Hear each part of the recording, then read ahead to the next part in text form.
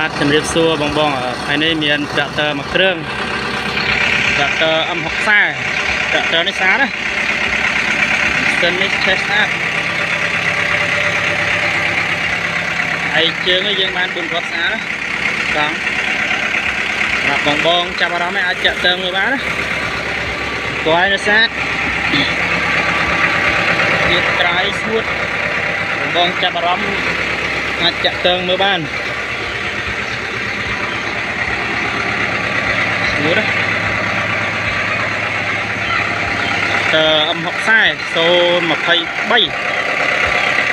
ចាក់ទើងស្អាតសម្រាប់បងត្រូវការត្រាក់ទ័រ M60 ធ្វើស្រែធ្វើចំការអាចធ្វើបានតែនេះឆេះស្អាតណា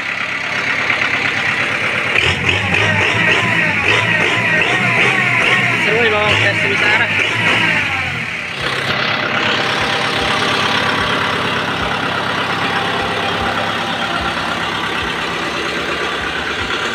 តែឈាមដៃជើងបានមកជុំ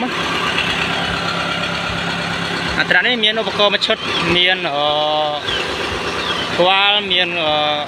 សើយកបាយដី